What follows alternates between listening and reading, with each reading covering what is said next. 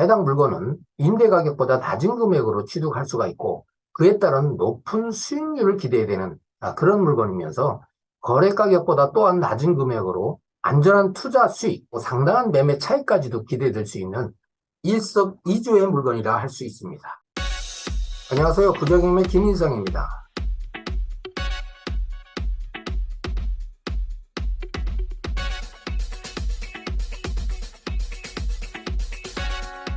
자, 오늘 분석해볼 물건입니다. 건물 구조는 철근 콘크리트 구조의 스라브 지붕 3계층 건물로서 위에 벽은 취장벽돌 쌓기와 일부 포인트를 주기 위해서 석재 부침으로 마감한 것을 확인하죠. 자, 건물 상태 상당히 좋아 보입니다. 내부 평면 구조입니다. 이 물건은 1층 면적만 해도 거의 42평이나 가까운 아주 큰 면적인데 한 가구로 허가를 냈습니다. 자, 어떻게 이렇게 큰 면적을 이제 한 가구로 허가를 놨을까? 참 의문스럽습니다.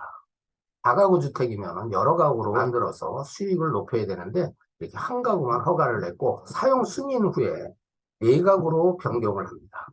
자, 1호, 2호, 4호까지 가구 수를 늘려서 이제 세일을 놓고 있는 그런 상황입니다. 이로 인해서 위반 건축물로 지정된 물건이다. 자, 2층 부분입니다. 3룸 2가구. 처음 허가 나왔던 그 면적을 그대로 지금 임대를 놓고 있고 3층 같은 경우에는 3룸 한 가구에 2룸이 한 가구로 세를 놓고 있는 그런 상태입니다.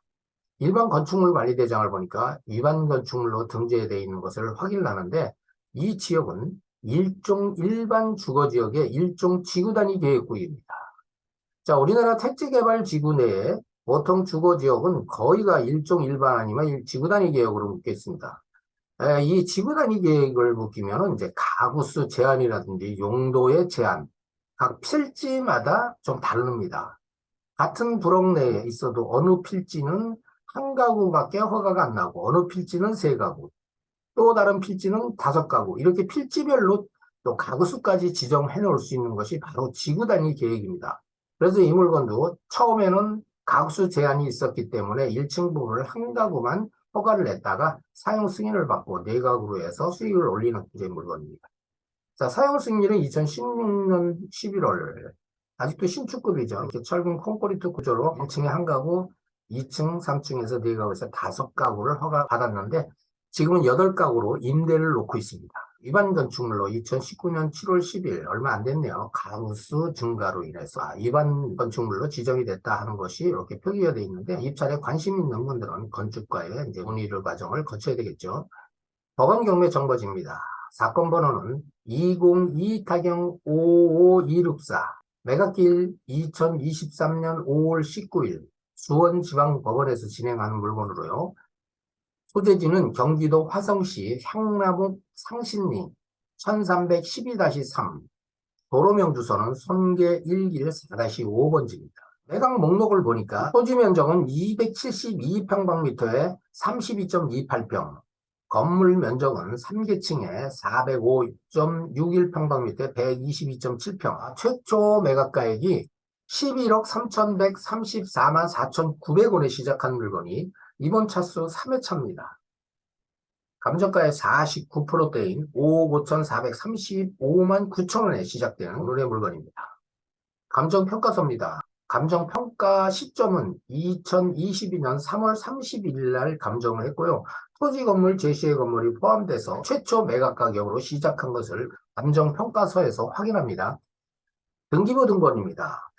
권리 분석을 해보겠습니다. 자, 이 물건은 2016년 11월 22일자에 소유권 보존 등기를 한 이래 지금까지 소유하고 있다가 경매로 나온 물건으로 이 물건은 2022년 3월 22일 채권자 화성우리 신협에서 임의경매 개시 결정을 함으로써 이제 시작된 물건으로 청구 금액은 3억 5천만 원에 상당하고 요 화성우리 신협에서 근저당을 주 SP산업개발 외 1인한테 이전을 했습니다. 그래서 여기는 이제 근저당이 2건 있습니다. 설정 금액 총액은 5억 1,500만 원이 설정되어 있고요. 임차권도 한 건 있습니다.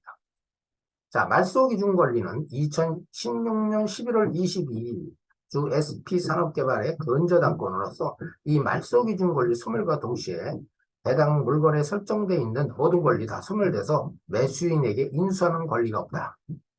한마디로 깨끗한 물건이다. 이렇게 보면 되겠습니다. 매각물건 명세서입니다. 방금 등기부등본에서 확인했던 그 권리 관계에 대해서 해당이 없음이 표기되고요.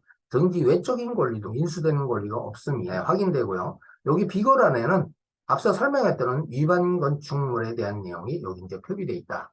그래서 해당 건축가에 확인을 바란다. 이렇게 지금 표기되어 있는 내용이고, 자, 임차인 분석에서 가장 중요한 것은 임차인이 대항력이 있는지 없는지 그 유무를 결정하는데, 여기는 이제 8세대가 전부 대항력 없는 임차인으로 인도명령 대상자입니다. 8가구 중에서 권리신고나 배당 요구한 세대는 7세대고, 이 물건에는 보증금 추가 부담이 없다.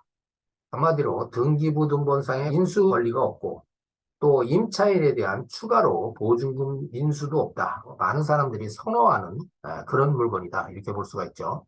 임대보증금 현황 분석입니다. 2016년에서 2021년도간에 발생한 임차 보증금에 대해서 임차인들이 신고한 금액입니다. 그래서 1층 1억 1천에 45만 원. 여기에 이제 101호는 권리 신고를 안 했기 때문에 미확인된 금액입니다. 2층 2억 1,500, 3층 2억 1,500 해서 신고 및 확인 총액이 5억 4천만 원에 45만 원입니다. 7세대. 자, 여기서 이제 미확인 101호와 여기 월세를 보증금으로 전환을 해보면 임대보증금 예상 총액은 6억 4천만 원이 지금 예상되는 금액입니다. 가격을 비교 분석해 볼까요? 자, 우선은 국토교통부 실거래를 한번 확인을 해보면 2022년도에 거래한 사례입니다. 자, 우리 물건의 면적하고 가격을 보겠습니다. 토지가 272평방미터, 건물이 419평방미터. 택지 개발을 하면서 분양한 토지이기 때문에 면적이 거의 비슷합니다. 용적률이나 건폐일, 일종 지구단위 계획의 가구수 제한이나 또 용도 제한을 받기 때문에 그런 것도 다 똑같습니다. 여기에 7억 5,500만 원에 거래됐네요. 또 여기는 우리 면적보다 좀 작거나 같거나 8억 3천에 거래됐습니다. 여기는 7억 4,500. 자, 이 정도 거래되고 있는 금액인데 우리 금액하고 비교해 보세요. 5억 5,435만 9천 원에 시작되는 물건입니다. 자, 오늘의 물건지 지리적 위치입니다. 교통 여건을 보니까 서해안고속도로 파란 IC에서 아주 가까운 거리에 지금 위치하고 있는 그 주택단지에 있고, 여기는 이제 39번 국도입니다. 시 외곽으로의 교통 여건도 비교적 좋다. 이렇게 볼 수가 있고요. 이 주택단지 바로 인근에는 엄청난 규모의 일반 산업단지가 있습니다. 수익형 건물 투자로서 가장 첫 번째로 꼽을 수 있는 것이 바로 산단 주변에 있는 다가구나 다중주택 등 수익형 건물을 취득해라. 그렇게 되면은 공실률도 죽으면서 높은 수익률을 기대한다. 이것이 아주 투자의 정석이죠. 자, 오늘의 물건은 바로 인근에 있는 것을 우리가 확인하죠. 또 이 지역은 주택단지도 그렇게 크질 않습니다. 범위가 상당히 작습니다. 동네 환경을 한번 보겠습니다. 자, 동네가 상당히 깨끗합니다. 그리고 건물 모양이 거의 똑같죠. 건폐율 용적률, 지구 단위 계획에 의한 용도나 가구수 제한 다 적용을 받기 때문에 똑같을 수밖에 없습니다. 건물이 상당히 깨끗합니다.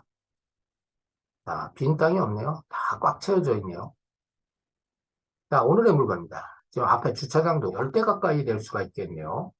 이 주차장이 좋다는 얘기는 그만큼 임차인들이 좋아해서 공실비를 줄이는 아주 큰 장점이기도 합니다.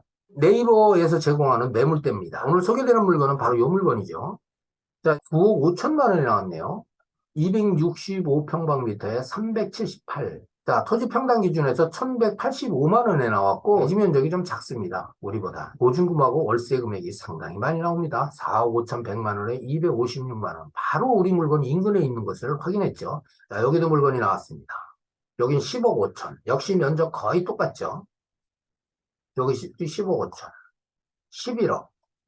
11억. 12억. 자, 매물이 몇 개 나오지는 않았는데 보통 10억 5천에서 12억까지 분포가 되어 있고 면적이나 층 높이 거의 똑같습니다. 네이버에 현재 나와 있는 매물대들을 한번 검토를 해봤습니다. 이 매물대를 검토해보면 2022년도의 거래 금액보다 상당히 높은 가격으로 매물이 지금 형성되어 있고 나온 것을 우리가 확인합니다. 방금 확인했던 네이버 매물대입니다. 매매가가 11억. 토지 평당 가격으로 치면 1,377만 원. 면적이 우리보단 작습니다. 바로 인근에 있는 물건들은 똑같은 조건을 가지고 있는 물건이라고 보면 되겠습니다. 이거 10억 5천. 또 면적도 이것도 우리 면적보다 작죠. 여긴 1,496만 원. 토지 평당 기준에서 이것도 면적이 작습니다. 뭐 작아도 뭐 대등소이하지만 이 면적 대비해서 이 매물 가격, 국토교통부 실거래 가격을 지금 우리 최저 매각가 5억 5,435만 9천 원하고 잘 비교를 해보세요. 우리 물건에 이 물건이 얼마만큼 가격 경쟁력이 있는 물건인지를 매물대와 거래 사례 금액으로 금방 확인이 됩니다. 잘 평가를 해보세요. 자, 지금까지 매물 가격과 거래 사례 금액으로 이제 평가를 해보면 해당 물건은 임대 가격보다 낮은 금액으로 취득할 수가 있고 그에 따른 높은 수익률을 기대해야 되는 그런 물건이면서 거래 가격보다 또한 낮은 금액으로 안전한 투자 수익, 또 상당한 매매 차익까지도 기대될 수 있는 일석이조의 물건이라 할 수 있습니다. 지금까지 부동산에 대한 위치, 또 주변 환경, 또 등기상 권리와 임차인 권리 분석, 매매 가격 분석 등에 대한 권리를 분석해 봤습니다. 오늘의 물건에서 관심이 있는 분들은 좋은 가격에 낙찰받기를 기대합니다. 여기까지입니다. 감사합니다.